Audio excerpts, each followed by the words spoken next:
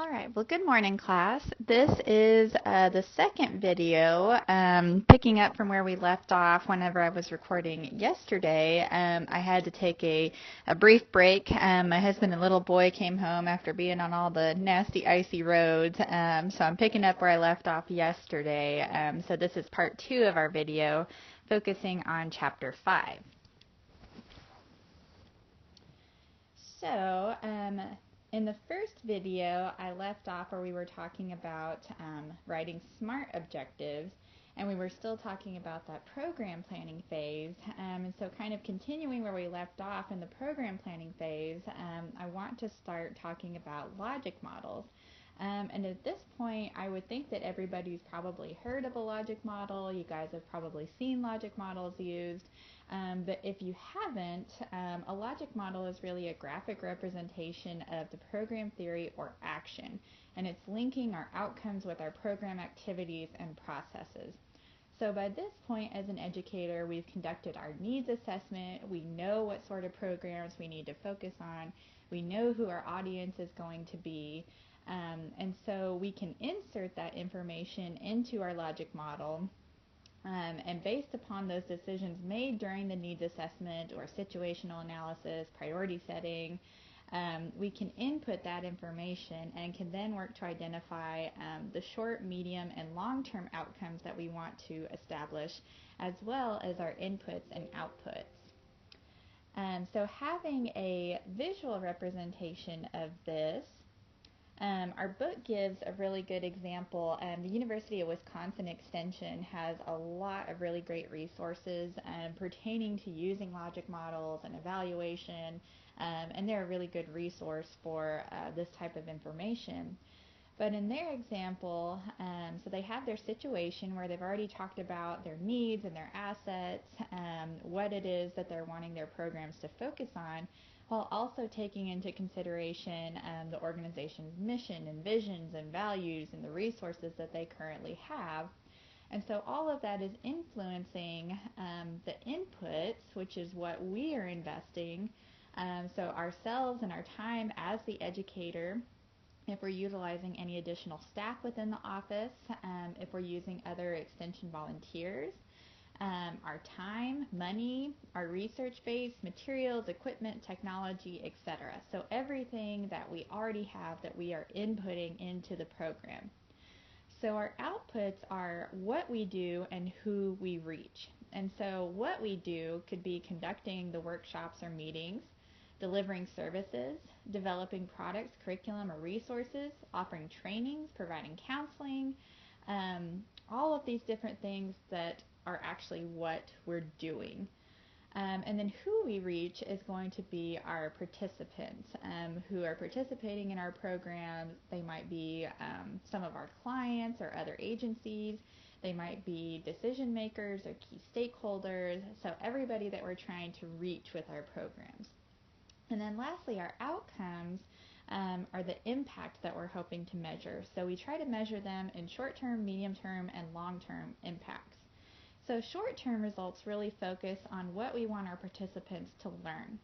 So are they building awareness? Are they building knowledge? Are they changing their attitudes and perceptions? Are they gaining new skills? Are they gaining new motivation? So everything that we want them to learn. And then medium-term outcomes are focused on action. So based on what they learn, are their actions changing? Are we seeing a change in behavior or decision making or social action? And then lastly, the long-term impacts or outcomes focus on conditions. So kind of big picture, social, economic, civic, environmental changes or conditions that we're hoping to change. So some of the benefits of using a logic model is that it helps to bring detail to these really broad overarching goals that we may have. And I really like it because it gives us a visual depiction and kind of a timeline or visual representation of what it is that we're trying to do. Working in a group, it also helps us to create understanding and consensus building. And then there are also plans for program evaluation that are created at the beginning of the plan and scheduled into the sequence of action. So beginning with the end in mind, we're already thinking about how we're going to evaluate our programs. And we'll talk a little bit about that more in a few other slides. And additionally, Chapter 8 in our text is a whole chapter devoted entirely to evaluation. Some of the limitations of using a logic model is that we have this nice visual representation. It's very orderly, it's very linear in nature, but we know that in reality programs don't always work perfectly in a linear fashion. Sometimes the program planning process can be messy. There can be a lot of extra details or unexpected outcomes, good or bad, that may occur because of the programming. And there may be other external factors besides our program that can impact our outcomes. So it's important to remember that even whenever we have everything as organized as possible and we have our best laid plans, sometimes program planning can just be a little messy, and we have to take that into consideration. So speaking of factors that can influence our program development, in the book they use the acronym SHEEP, standing for Social, Historical, Economic, Educational, Emotional, and Political Factors. Social factors focus on demographic characteristics or trends within that community, or cultural characteristics that can influence how people work together. So some of those social norms that influence how the communities operate. Historical factors can focus on programs that were maybe previously conducted by extension educators who were there in the office before you, whether they were offering the same programs and had success with those, or similar programs, the results of those programs, if they were received favorably, and are kind of something that have been built into the culture of the extension office. It's a program that people, expect to be offered, that they want to be offered. The way extension professionals have interacted with people in the past, maybe if they've had not so good interactions or really positive interactions, that can influence the programs that you are currently offering. If people get a bad taste in their mouth, or hopefully if they've had really good experiences and they want to come back. And also major events that have occurred or continue to occur in the community. Also economics, so looking at some of the fiscal factors that can influence programming. Whenever we met with the extension educators at the Payne County office, they talked a lot about the economical perspective and how having those fiscal resources can really influence our programming. Also educational. If the county or community, kind of what their perceptions toward education are, if they're very, very favorable toward education, or maybe it's not as high of a priority. Emotional factors can also come into consideration, especially with needs assessments. Whenever we meet with our program advisory committees or our advisory boards, a lot of times we may identify wants versus true needs. And so this can inhibit our ability to address particular problems or issues if we're focusing our time on wants instead of things that we really need to focus on. Also, political factors can come a lot into play at the local level, national, global, and even sometimes within the extension organization itself. And then also personal, so extension personnel, so all the folks within the office can influence program direction. Earlier we talked about the factor of the extension educator and how they bring in their own program interests and areas of expertise. So the second phase of our program development model, we've done all this planning, we've conducted a needs assessment, we've identified who our audiences are, so now we're going to design our programs and implement them. So as far as program design, we want to select and develop our educational content. And one of the questions we want to ask ourselves is what content or process is necessary to empower our learners to solve the problem or resolve the issue. And so it's important that the content is sequenced logically for learning to occur. So we want to work on, we talk a lot in education about scaffolding and building on our previous experiences and having one experience build off the next so that we have that knowledge retention. As far as resources go, in extension, we always say that there's no sense in reinventing the wheel. And so if you know of other educators in other counties that have offered a program similar to what you're wanting to do, or maybe even the same type of program, other educators are really good about sharing materials, and they're always happy to share presentations. If there's specific texts that they've used, they're always willing to share that information. And we've talked also too about approaching our district or regional program specialists who are going to have specific subject area disciplines, and also state specialists. You guys met with some of our state specialists last week who talked about their specific programming areas. And it's also important not to forget other experts outside the system. For example, whenever I was offering Annie's project trainings that were catered toward women in agriculture and teaching them how to effectively run their farming and ranching enterprises, we would have a gentleman from Edward Jones there in Guthrie who would come and talk about investing, different investment opportunities, saving for retirement, all this planning that goes into managing our fiscal resources. And so he was always an excellent expert that I would utilize, who wasn't necessarily associated with OSU or with Extension, but had that definite expertise. So definitely don't forget to utilize your experts within your communities. And then additionally, we can also use standardized curricula. For example, here in Oklahoma with our Master Cattleman program, we have a specific text that every person who enrolls in a Master Cattleman program has to purchase. They use it throughout the course, like going to a regular course on campus. But then other courses like Master Gardener is a little bit more flexible where they have suggested curricula, but it's a lot more up to the educator's discretion as to what curriculum they want to use. So when we're looking at selecting our program delivery methods, the text gives us several good questions to consider, such as what educational experiences are going to be most appropriate for our audience? Are the program delivery methods appropriate for accomplishing the identified objectives? What's the most logical sequence of activities or methods? Do the learning activities build logically on the other learning experiences? So again, talking about that scaffolding. What routine or ongoing activities can be used to enhance this program? What events and activities will be held? So it's really important in this program planning process and program design phase to think about how we are going to teach this content. Are we ourselves as the educator going to be teaching every lesson? Are we going to be utilizing guest speakers who are coming in? Additionally, are we wanting to do a mix of classroom-based experiences but also experiences out in the field?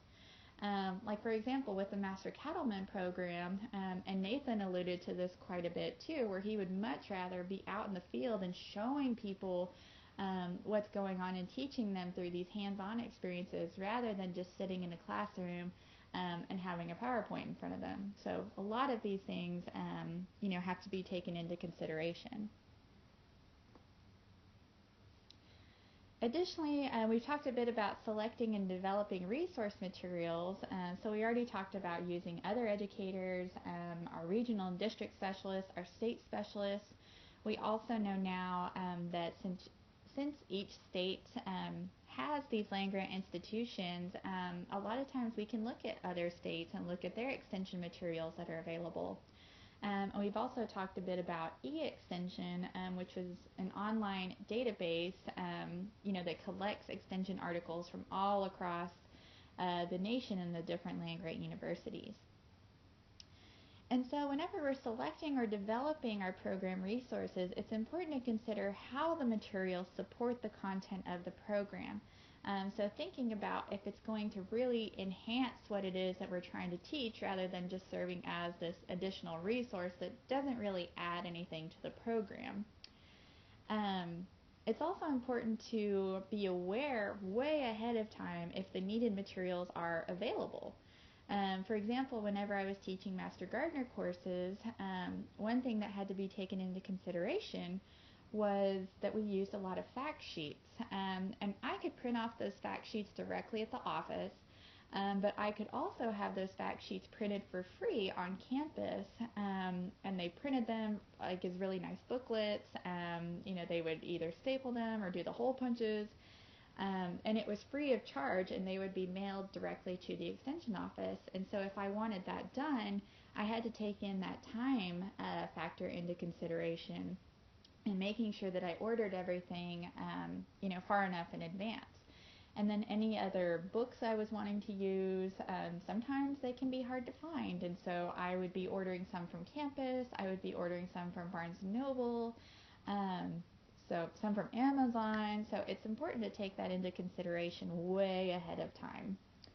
And additionally, if materials that you're wanting to use aren't available, or you're not finding something that you feel really fits your curriculum needs, are you going to develop that curriculum yourself? Are you going to work with maybe a state specialist to get something developed?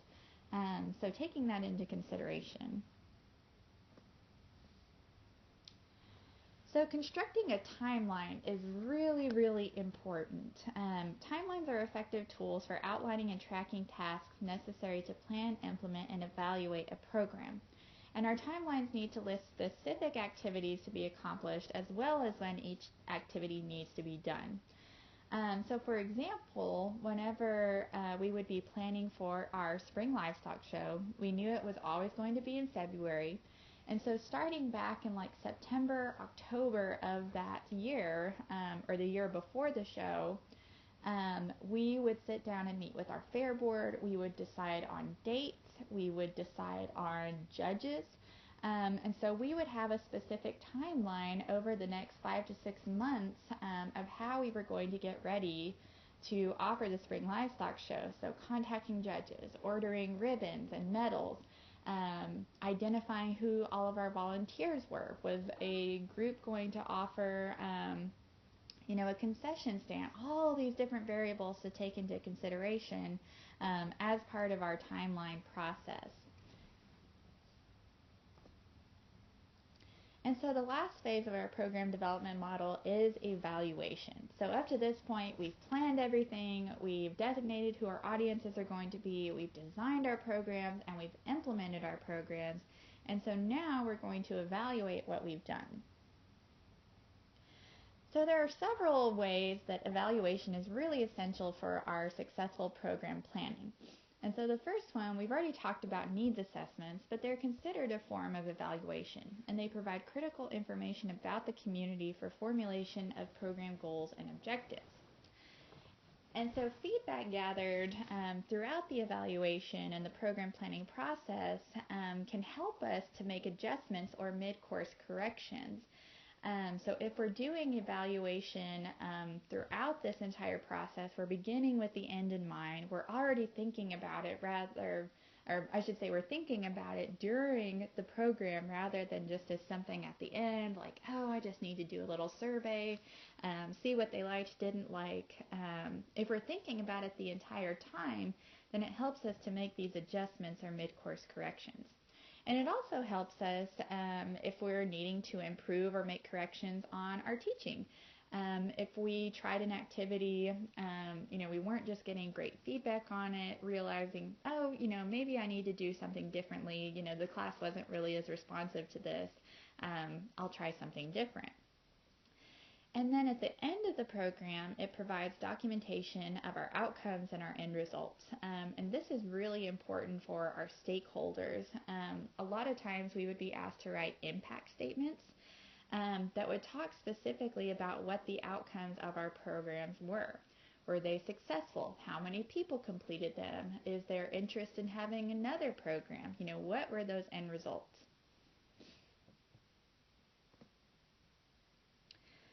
So now we'll talk about involving people in our program development, and the book devotes quite a bit of time to talking about committees. And so committees are treated a lot like our volunteers. They're not getting paid to be on this committee, but they're contributing their time and their energy and their expertise to the implementation of our programs. It's important to remember, or I should say, as the educator, be sure that our committees have a well-defined purpose from the very outset. Otherwise, a committee, if they don't have that direction and well-defined purpose, they may create their own purpose, which could be in conflict with the organizational program goals, or the committee members may just become frustrated because they don't really know what their purpose is. A good example of this was a Master Gardener program in another county. They started to get to the point where they were kind of lacking this well-defined purpose, and so they were kind of creating their own organization and kind of wanting to operate outside the extension system, I should say. And so there was a lot of conflict going on with that, where they were kind of wanting to do their own thing but still use extension resources, and so there can be a lot of issues involved with that. So an advisory committee specifically contributes to program planning and needs identification. They provide program oversight and accountability, as well as helping with program implementation, marketing, and also providing political support. And so really serving within that advisory capacity. So some other types of committees, and that you probably saw in your quiz, was ad hoc and standing committees. A standing committee handles ongoing responsibilities in program planning. So during monthly meetings, say for like Master Gardeners, and I keep using Master Gardener as an example because they were a group that I dealt directly with and oversaw, had monthly meetings, had these different committees. And so each month we would have standing committee reports, so talking about ongoing projects. So a standing committee might report on the apothecary garden project that was going on in Guthrie. And so each month they would report on their progress, where they were at, if they were needing additional resources, and so on. So an ad hoc is more of a special purpose type of committee. And it's formed to complete a particular task or responsibility and are generally short-term in duration. So again, talking back to the Master Gardeners, whenever they decided that they wanted to host the State Master Gardener Conference, we had several ad hoc committees that were formed specifically for the purpose of helping to plan for the conference. So we had one committee that was focused on goodie bags. So they were going to all these different vendors around town. They were getting all the goodies for the little bags that we would be handing out to everybody. We had another committee that was just focused on lodging, so going around and talking to all the different hotels and different restaurants. So generally short-term in duration, and they're focusing on a particular task. And so this is just an example from the text. It's kind of a visual depiction or diagram, or not diagram, I should say table, of the functions of committees, I can't talk today. So some functions might be fact-finding, so looking for specific kinds of data, serving in an advisory capacity, helping to plan specific events for our programs. Sometimes they might function in a membership capacity where they're helping to get new members, maintain records, collect dues.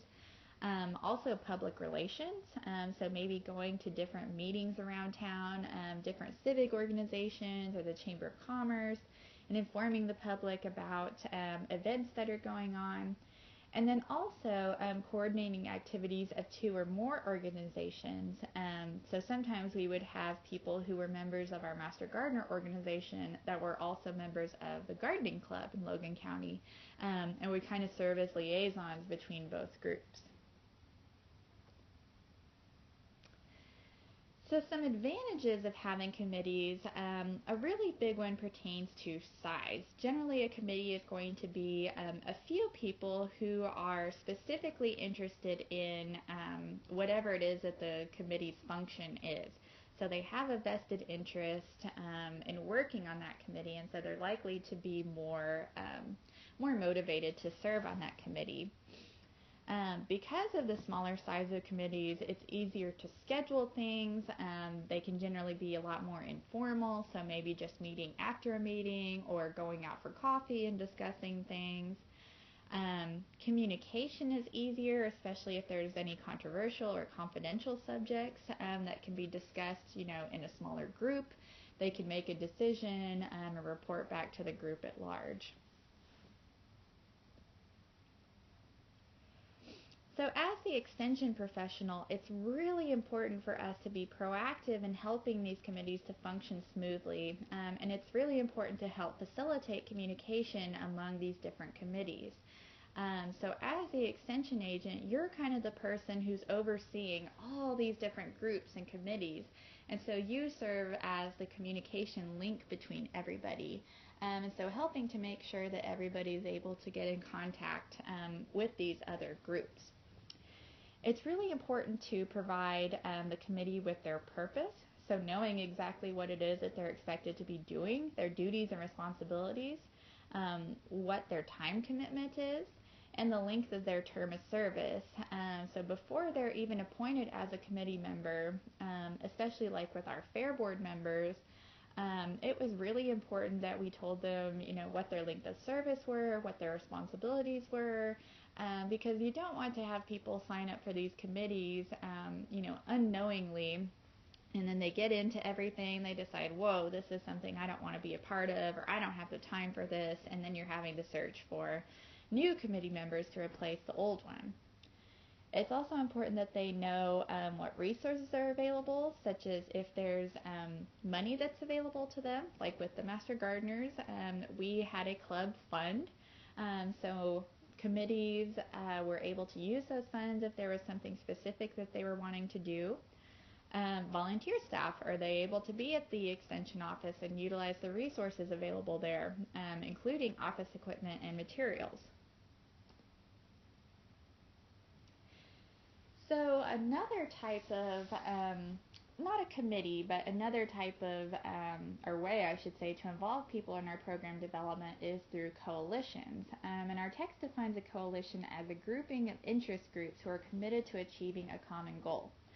So in contrast to a committee, a coalition usually represents a particular organization, and they participate in joint planning on behalf of that organization. And so the role of the extension educator may be to organize and facilitate a coalition concerning a particular need or problem. So for example, a coalition that I've worked with is the ATV Ride Safe Oklahoma Coalition, so looking specifically at ATV safety. And the coalition is comprised of several different organizations, including OSU and the Cooperative Extension Service, but also the OU Children's Hospital, the State Department of Health, Injury and Prevention Services. So all of these different entities and organizations that are all working together toward achieving this common goal. So in this case, it would be, preventing injuries and fatalities related to ATVs.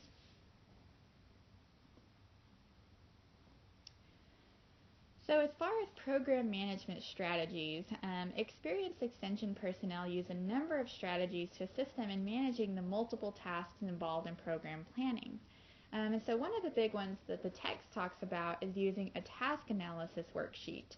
And this should include what activities need to be accomplished, when that activity needs to be done, who's responsible for conducting that activity, how the activity is going to be accomplished, what resources are available, and also a general plan of action. And so, for example, they provided a task analysis worksheet. So it has a list of the general tasks, when that task begins, and ideally when it's going to end, the person who's going to complete that task, if there's any estimated personnel costs or additional resources that might be needed. In addition, some good program management strategies to use. This one's kind of a give me, but a reminder list. So having a list of the materials you need, the people you need to contact, what you're going to do next. And the same goes for checklists for helping to keep track of our activities or tasks that need to be completed.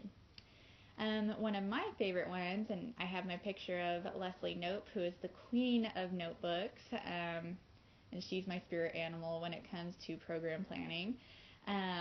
But a lot of times I would use notebooks for just about everything I did. So if we were going to 4-H camp, I had a notebook. I would keep track of all of the parental forms that parents had to sign and waivers. I would keep track of all the information for the kids, if we had rooming assignments, anything and everything. It just makes it so much more handy to put everything in a notebook and just be that prepared educator that's ready to go. You're accountable for everything, and especially this is so important when working with youth.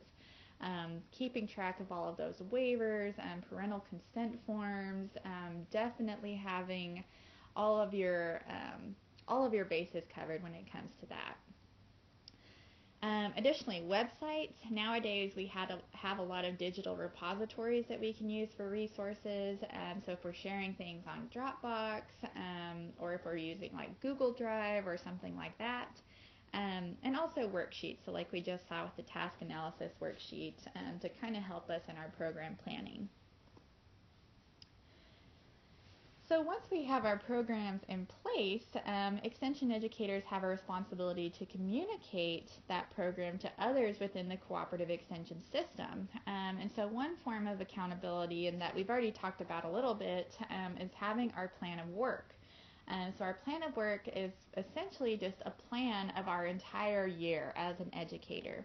So we're sitting down at the beginning of the year, we're saying, these are the needs I've identified, these are the audiences I need to be serving, these are the programs that I plan to offer throughout this year. And some states also use a report of accomplishments. So this is similar to kind of the annual performance review that all educators have to do, going to the district or state offices and providing that report of accountability. And a lot of these reports are used to summarize statewide programming efforts, and then these impact reports are then shared with administrative leaders, legislators, and other key leaders within the state. So the book also talks about interdisciplinary program planning. And so the book talks a lot about seeing this shift from meeting with our respective groups in the county, so maybe our master gardeners, our home and community education groups, our 4-H groups, and instead of asking like, hey, what programming do you want to see this year? And really trying to focus on a wider cross-section of the population in our communities and really focusing on the true needs of the community and the county. And so the text also talks about issues-based programming, which is really focusing on the problem or issue and how that defines who our audience is, the methods that we're using, the personnel and resources that we're using to address this issue. And so they talk about how the difference between discipline-based programming and issues-based programming is the goal. So with discipline-based programming, disciplines being Ag and Natural Resources, 4-H and Youth Development, FCS, and Community Development, when we're focusing specifically on each discipline, our goal is knowledge transfer. We're trying to transfer new knowledge, new skills, new behaviors. Issue-based programming really focuses on solving problems. So we're trying to really solve those needs or those issues that have been identified. And so the text gives an example. So say we've identified the following need or issue that state XYZ exceeds the national average in children who are obese. So if we're looking at this need from a discipline-based approach, we could say that the FCS educator, they've decided that they're going to focus on nutrition education and teach children about the food guide pyramid. At the same time, maybe the 4-H educator knows that we have this need, and so they say, I'm going to offer an after-school program, and we're going to focus on increasing physical activity. So when we're focusing on our individual disciplines, these programming efforts might be going on at the same time, but maybe the educators, or both groups don't realize that they're both offering these programs at the same time, when maybe they could be collaborating instead of offering individual programming. And so looking more at this interdisciplinary approach, we have a team of people who are representing all the different disciplines working together. So perhaps we could have the FCS educator, we could have the 4-H educator, maybe even throw in the ag educator. Maybe we've got other folks from the health department or other organizations in the community. So working in this interdisciplinary fashion to address this need. And like with Payne County, how they were able to have educators in each of these disciplines where 100% of their appointment was devoted to that discipline, which is fabulous. But I think that some of the counties that also have the split appointments, this interdisciplinary approach really works to their advantage because they're already sharing a lot of these program responsibilities, and this really lends itself well to an interdisciplinary approach. And so some ethical issues can also be brought to the forefront when it comes to program planning. So we're in an era where there's a lot more sources of funding for educational programming. And as educators, maybe if we're getting this outside funding from grants or, from the state, from the county, we have to be held accountable to those sources of funding. And this requires specific goals, objectives, target audiences, and methodologies for programming. And while the educator is central to the program planning process, it's really, really important not to forget the role of the learner and the role that they play within the program planning process. So rather than just offering programs that you as the educator have an interest in and that you want to teach and offer, it's important that we're really focusing on these needs of the people and what's going to benefit them best, rather than just what you want to do as the educator. And so the text gives us a table that lists several ethical concerns and the approach for the educator to act ethically. So sometimes we can make assumptions about learners' needs. And so rather than just making those assumptions, we've already talked about conducting that needs or capacity assessment and involving those potential learners in the program planning process. Maintaining confidentiality is a big one.